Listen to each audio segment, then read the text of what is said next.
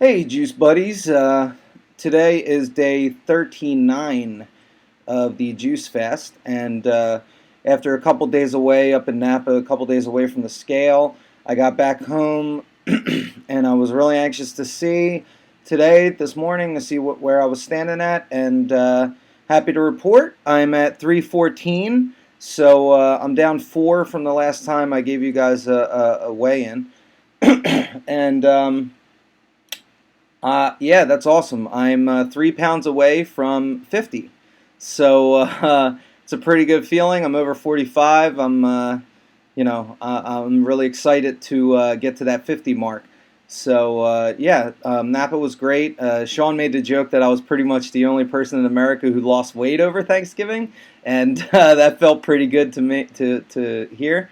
And yeah, it's the truth. I mean, it was a great time up there. I'm really fortunate that I have those guys, those friends of mine up there. Uh, to kind of give me a place to go during the holidays and stuff like that. I tend to get really depressed like when I'm home alone and on the holidays and stuff, just kind of sitting here by myself. It kind of sinks in really the reality of what I did and where I'm at and everything like that.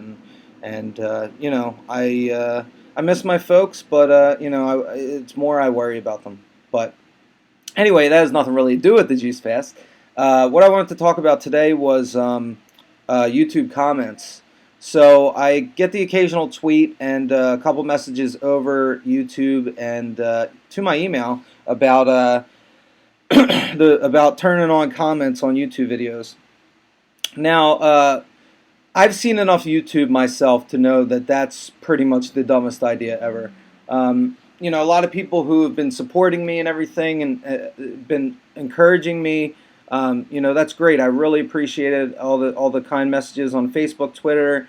All the text messages I got on Thanksgiving Day. I mean, it's overwhelming. It really is, and it feels great. And I really don't need people on YouTube just calling me a fat ass. I mean, it's an inevitability. I have thick skin, sure. You'd think thin, I guess, since it's so stretched out, but I do have thick skin. I work on the internet. I know people are assholes, and I know that's they love being assholes. I get it. I understand, and that's why I don't have the YouTube comments on, and why I never will. I'm never going to turn them on. So don't bug me about it. But continue to share. Continue to let me know. To ask me questions. To give me things to talk about here in the videos. And I'll keep doing that. I'll keep talking about it. But YouTube comments, no way. Another thing too is I was asked, and now I have to check Twitter real quick to see who it was, and it was Plinger. So Twitter user Plinger asked me. He said, "Dude, first day juicing started. It's horrible. I'm so hungry. How do I deal?" That's a good question. That's a really good question. So about the hunger, it's not going to go away. You're going to have to deal with it. But that's part of this. Part of juicing is learning to understand that and learning to deal with it and not succumbing to it every single second. Because I mean, you could you can be hungry, but there are several different types of feelings of hunger. You know, and eventually, what you'll start to understand is that sometimes the hunger is vitamin deficiency. It's brought on by dehydration is another one. The most important thing you can do when you're doing a juice fast is drink water constantly. I mean, I think they want you to drink like 70 ounces a day or something crazy. I drink it like a gallon a day, and you want to drink that much. I'd say probably for every waking hour, try and have like an 8 to 10 ounce glass of water every hour. Stay hydrated. That's another thing that'll kill those hunger pains or help you manage them a lot better. It'll be a lot easier for you to get through the day to day, which is really the goal. Because once you start stacking days on top of each other, it gets easier. It gets easier as you go along. And it's really tough in those first few days. I mean, it really is. I've talked about that before, and it's very important that you lead up to those first days in the right way. You don't want to just jump in, both feet cold turkey and just say, okay, tomorrow I'm going to start a juice fast, because you're going to end up making it way worse on yourself, a lot harder than it really needs to be. And at that point, you're down for the radical change, but you're not understanding the whole reshaping of your behavior, the behavioral side of it. I mean, that's as important as the nutritional side, I think.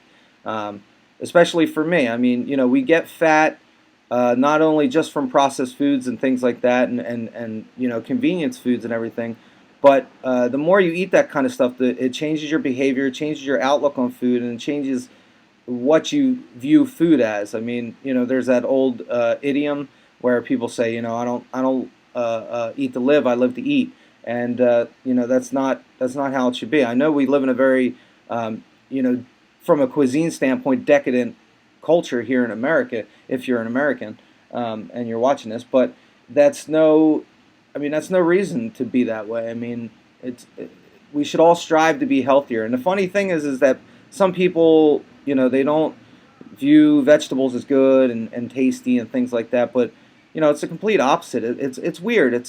I smoked cigarettes for so long, and I quit a couple times in my life. And one of the things that's crazy about cigarettes is that after you haven't had a cigarette for a month, you like your smell change, your sense of smell changes, your sense of taste changes, your appetite changes. It changes certain things. The same thing can be said by cutting out that the Western diet, if as they call it, a mostly animal protein based diet. The more you kind of wean off of that stuff, the less your cravings are for it. I know now I want to eat so many things, and I've talked about how I have this dumb little list, and like I'm going to eat these foods and stuff like that. But I can safely now walk by a Taco Bell and not be like, hey, I should just buy a cheesy gordita crunch, or I can walk by a burger joint. Oh, excuse me. I can walk by a burger joint and feel fine. Thanksgiving Day was rough. I'm not going to lie, but that's because the spread was just. I mean, those guys up there are just ridiculous when it comes to making food. They make the best food. Sean's a great cook. Lillian's a great cook.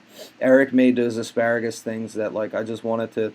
I mean, they were like probably 6 asparagus like bunched up, and then they had the bacon with the sauce wrapped all around them. I just wanted to grab one and just go and just bite right into it. And that's really only because he made 5 of those, and there were only 4 people there that ate. And there was one sitting on a plate the whole time, and I just wanted to reach out and grab it. There was a guy in a ferry, too, when I was going up to Napa, who had 2 baguettes sitting in a bag next to him, and he was on his laptop, and he wasn't looking. And I made a joke to Lillian. I was like, hey, I want to steal that baguette. But I really did want to. Like, I was like, I could take one. He could have the other. Like, why can't he share? It's just weird, crazy kind of crackhead behavior with food.